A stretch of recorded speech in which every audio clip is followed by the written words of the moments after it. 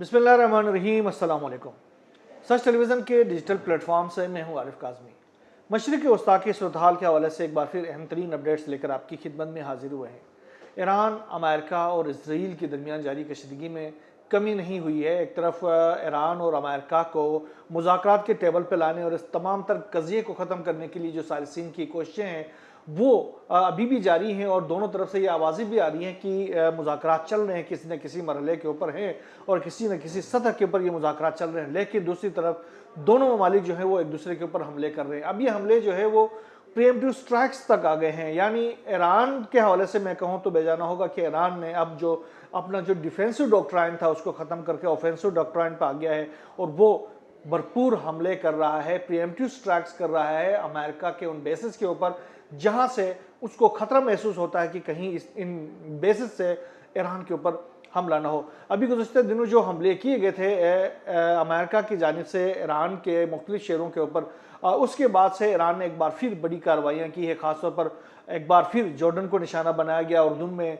जो अल-साल्टी जो बेस है उसको निशाना बनाया गया और इसमें F-35 तैयारे 6 F-35 तैयारों को तबाह करने का दावा किया है ईरान की जानिब से। उसमें से 3 जो तैयारे हैं वो तो वाइप आउट हो गए हैं, उनको तो तबाह कर दिया गया है, लेकिन बाकी 3 तैयारे जो हैं वो भी बहुत ज़्यादा उनको नुकसान पहुंचा है। तो इस तरह ये 6 तैयारे जो है वो आउट ऑफ ऑर्डर हो चुके हैं, 3 मुकम्मल तौर पर तबाह और 3 जो है वो जज़वी तौर पर तबाह हो चुके हैं। इसके अलावा अब अमेरिका ने इसके हवाले से कहा कि आपने ये गलत बयानी की है, हमारे कोई तैयारे नुकसान नहीं हुए, किसी तैयारे को नुकसान नहीं पहुंचा, आपके मिसाइल जितने भी आए थे हमने उनको इंटरसेप्ट किया, उनको तबाह कर दिया है।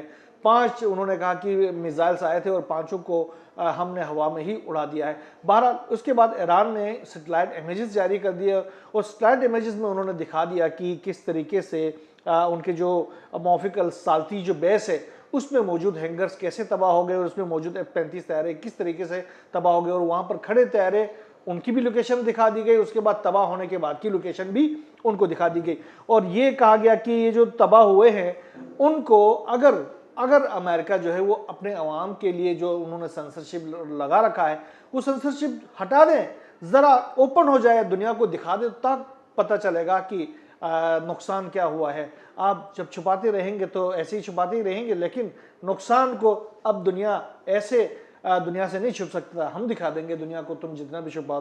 बहरहाल उन्होंने वो सैटेलाइट इमेजेस जो हैं वो दुनिया को दिखा दिए हैं कि ये देखें हमने किस तरीके से ईरान अमेरिका के जो F-35 तैयारों के पूरे हैंगर को तबाह कर दिया है, उसमें से 6 तैयारे जो हैं वो मलियामेट हो चुके हैं। इसके अलावा कुवैत में हमले किए गए। कुवैत में जो 2 एयर बेसेस है उनको निशाना बनाया गया। एक तो अहमदुल जाबिर एयरबेस है, उनको निशाना बनाया गया और उसमें अमेरिकी जो फौज है उनके स्ट्रेटेजिक जो तनसीबात है उनको ड्रोन्स के ज़रिए निशाना बनाया गया। उसके अलावा हैंगर्स को और सैटेलाइट मौसलाती जो निज़ाम है उसको और दीगर आलात के गोदामों को निशाना बनाया गया। इसके अलावा जो अली अल सालम बेस है वहाँ पर भी हमला किया गया और फौजी तैयारों और फिर वो हेलीकॉप्टरों के जो फ्यूल टैंक्स है उनको उनके फ्यूल डिब्बों को तबाह कर दिया गया, जिसके नतीजे में वहाँ पर भी बड़े पैमाने पर आग लगी हुई वीडियोस जो है वो सामने आई हैं। ये ईरान की जानिब से दावा भी किया गया है। बहरहाल हम इसको दावा की हद तक रखेंगे क्योंकि वीडियोस तो आई हैं, लेकिन ईरान का दावा है अमेरिका हो या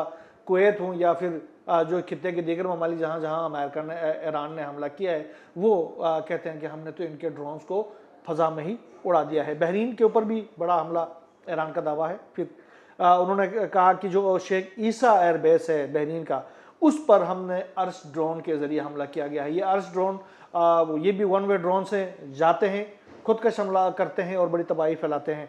और इसमें उन्होंने कहा कि अमेरिकी जो फोर्सेस है उनके जो पावर जनरेटर से, नेविगेशन सिस्टम से और इंतज़ामी जो इमारतें हैं जहाँ पर अमेरिकी फोर्सेस जो है वो जो फ्लीट से निकल कर जहाँ पर जाकर उन्होंने पनाह ली हुई है, उन होटल्स को, ऐसे जगहों को जहाँ पर अमेरिकी फोर्सेस ने पनाह ली हुई है वहाँ पर ईरान जो है वो हमले करता है। इसके नतीजे में उनको बड़ा नुकसान पहुँचता है। इसके साथ साथ एक बड़ी कार्रवाई ईरान ने अपने सरहदों के साथ मौजूद जो अरबील है वहाँ पर भी किया है। अरबील वो इलाका है, ये कुर्द इलाका है जहाँ पर जो सेपरेटिस्ट है, ईरान के सेपरेटिस्ट है, ईरान में भी कुर्द एक इलाका है, तो वहाँ से भी सेपरेटिस्ट भागकर इराक में गए हैं और इराक के कुर्दिस्तान के अंदर उन्होंने पनाह ली हुई और उनको मोसाद की जानिब से भी उनको मदद मिलती है और अमेरिका की जानिब से भी मदद मिलती है। ट्रंप ने कई बार कहा है कि हमने कुर्दों को बाकायदा तौर पर असला दिया है और वो असला हमने उनको इसलिए दिया था कि वो जाएं ईरान के अंदर दाखिल हों और ईरान के अंदर जो है वो फोर्सेस का मुकाबला करें। लेकिन ट्रंप ने कहा था कि हमारे ये असला उन्होंने ले तो लिया लेकिन वहाँ जाकर हमला नहीं कर रहे। लेकिन ये ऐसी बात नहीं है, वो भरपूर हमला करने की कोशिश कर रहे हैं, लेकिन ईरान जो है वो पहले ही प्रीएम्प्टिव स्ट्राइक्स इन इलाकों के अंदर कर रहा है। अभी जो विजुअल्स आए हैं उसमें भी देखा जा सकता है कि जो अरबील में जो ठिकाने हैं उनके ऊपर हमला किया गया, उसके बाद बड़े पैमाने पर वहाँ से धुएं के बादल उठते हुए नजर आ रहे हैं। उसके अलावा कुछ विजुअल्स ऐसे भी आए हैं जिसमें ये जो सेपरेटिस्ट हैं उनके कार्रवाई जा रहे होते हैं और उन कार्रवाई के ऊपर बाकायदा ईरान की जो फोर्सेस है उन्होंने घात लगाकर हमले किए हैं। इसके नतीजे में भी उनको काफ़ी नुकसान हुए हैं। आबनाए हुर्मुज़ में जो कार्रवाइयाँ हैं वो ईरान की जारी हैं। उसमें होता क्या है, होता यह है कि अमेरिका की जानिब से जो शिप्स हैं उनको ये कहा जाता है कि आप आराम के साथ इस जो जॉर्डन वाली साइड पे आप जो जुनूब का इलाका है वहाँ से आप गुजरने की कोशिश करें, हम आपको एस्कॉर्ट कर रहे हैं, हम आपकी हिफाजत के लिए तैयार हैं। तो वो शिप्स जो हैं वो अमेरिकी जो जो जो, जो दो बयान है उसके उनके जो वादे वईद होते हैं उसके ऊपर वो अपना सफ़र शुरू कर देते हैं। अब ईरान ने उनको वार्निंग दे दी और उसके बाद 2 शिप्स के ऊपर हमला कर दिया, जिसके बाद इन शिप्स को नुकसान भी पहुंचा और वो दोबारा से अपना कोर्स बदलने पर भी मजबूर हो गए। और इसी दौरान 4 मजीद शिप्स जो है वो भी इंटर होने की कोशिश कर रहे थे, वो भी वहाँ से निकलकर भाग खड़े हो गए। ये एक बड़ी कार्रवाई जो है वो ईरान की जानिब से ख़ास तौर पर आबनाए हुर्मुज़ के इलाके में जो ख़ास तौर पर अमेरिका को का जो ब्लॉकेट किया हुआ है, आबनाए हुर्मुज़ को जो बंद किया हुआ है, उसकी खिलाफ वर्जी किसी सूरत बर्दाश्त न करने के लिए वो ये कार्रवाइयाँ कर रहे हैं। और इसके नतीजे में ये जो 6 शिप्स हो गए वो अपना कोर्स जो है वो बदलने पर मजबूर हो गए।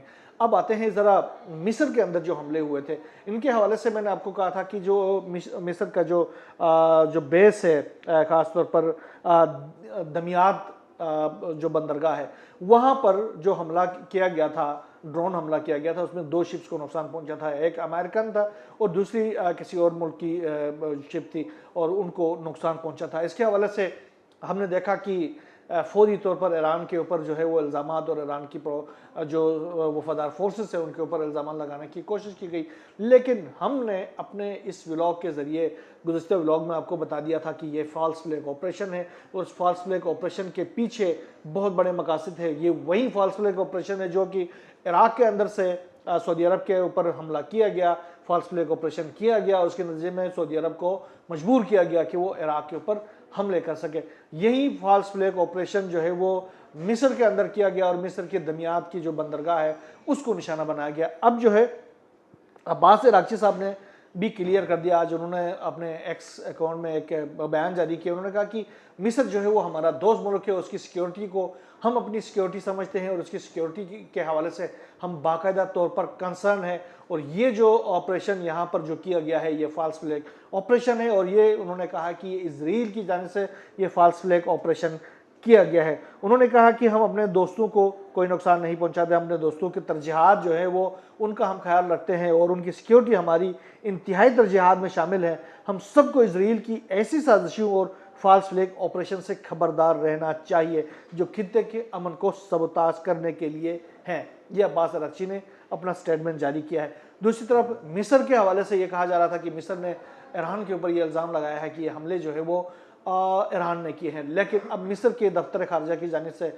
उनकी वज़ीर इत्तलात की जानिब से इसकी तरदीद आई है। वज़ीर इत्तलात ने कहा कि जो दमियात बंदरगाह है उस पर हमले से मुतल्लिक जो रिपोर्ट्स हैं वो बेबुनियाद है, उसके ऊपर जो इल्ज़ामात के हवाले से रिपोर्ट जो है वो बिल्कुल टोटली फाल्स है और इसके ऊपर कोई एतबार करने की ज़रूरत नहीं है। हमने ईरान के ऊपर कोई इल्ज़ाम नहीं लगाया। बड़ी खबर आ रही है जी अमेरिका से, जहाँ पर मैंने आपको बताया था कि बेंजामिन नेतन्याहू, ज़ेलेंस्की और ट्रम्प ये तीनों मौजूद थे। बाद में सऊदी अरब के वज़ीर दिफा भी वहाँ पर पहुँचे थे। अब उनका किस हद तक किरदार है वो तो मैं नहीं कहूँगा और अल्लाह करे ऐसा ना हो। लेकिन एक बड़ी खबर जो आ रही है वो बेंजामिन नेतन्याहू और डोनाल्ड ट्रम्प से आ रही है और डोनाल्ड ट्रम्प और बेंजामिन नेतन्याहू ने एक ख़ास प्लान के ऊपर बातचीत की है। और वो ख़ास प्लान क्या है? वो ख़ास प्लान ये है कि आबराए हुर्मुज़ की तो ब्लॉकेट उन्होंने किया हुआ है, अब ईरान की जो लैंड जो ब्लॉकेट है वो करना चाहते हैं, उसको सराउंड करना चाहते हैं। जो इर्द गिर्द के जितने भी ममालिक हैं उनमें अपनी फोर्सेस लगाकर ईरान को लैंड लॉक करने की कोशिश की जाएगी। ये एक जो प्लान है उसके ऊपर बेंजामिन नेतन्याहू और डोनाल्ड ट्रंप ने बातचीत की है। अगर इसके ऊपर ये गौर करते हैं, इसके ऊपर कोई इसके ऊपर अमल करने का फैसला करते हैं तो उसके नताइज भी पूरे खित्ते के लिए बड़े भयानक साबित हो सकते हैं। उसके नताइज जो हैं वो मशरक़ी वस्ता से निकल कर जुनूब मशरक़ी एशिया समेत दीगर खित्तों की तरफ भी इसके असरात जा सकते हैं। ये बहुत बड़ी हमाकत होगी अगर इजराइल और अमेरिका जो है वो इस तरह का अगर कोई सोचते हैं कि वो ईरान का पूरा ब्लॉकेट कर ले। बहरहाल कालीवाफ ने भी इस हवाले से खबरदार किया है। उन्होंने कहा कि अमेरिका को बेगुनाह ईरानियों का खून बहाने की कीमत चुकानी पड़ेगी। उन्होंने कहा कि अमेरिका हर रोज़ अपने जो हाथ हैं वो नए जुर्म से गंदे करता है और जब उनको मार पड़ती है, कहीं ना कहीं उसको मार पड़ती है तो वो ईरान में बच्चों को शहीद करना शुरू कर देता है। जैसे उन्होंने मिनाब में बच्चों को शहीद किया, अभी उसके बाद उन्होंने बुशेर के अंदर उन्होंने हमला करके वहाँ पर बच्चों को शहीद कर दिया। इसका काम ही बच्चों को कत्ल करना है, बच्चों को शहीद करना है। तो हम इसको इसका अकाउंटेबल करेंगे और अमेरिका को इसकी कीमत चुकानी पड़ेगी। दूसरी तरफ चाइना ने बहरहाल मशरक़ी वस्ता में मौजूद जितने भी फरीक हैं उन सब से कहा है कि यार आप लोग तहम्मुल का मुजाहरा करें। ये जो जंग जदल को जिस नहज पे लेके जाने की कोशिश की जा रही है उसके नताइज जो बहुत भयानक साबित हो सकते हैं।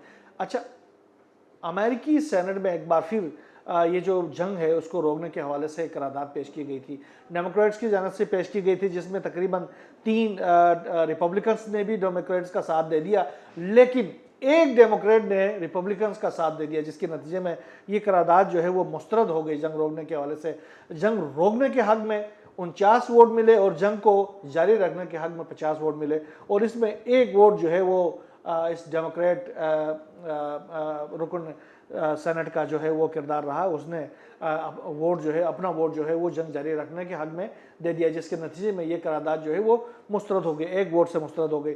बहरहाल ये भी अमेरिका की ये बदकिस्मती है कि अमेरिका के अंदर इस तरह के लोग मौजूद हैं जो कि दुनिया को डिस्टेबलाइज करने के लिए भरपूर कोशिशें जारी रखे हुए हैं। बहरहाल सूरत हाल बहुत तेज़ी के साथ ख़राब होती जा रही है। जो भी नई डेवलपमेंट इस हवाले से सामने आती रहेगी इंशाल्लाह हम आपसे शेयर करते रहेंगे। यहाँ बस नहीं, अल्लाह हाफिज़।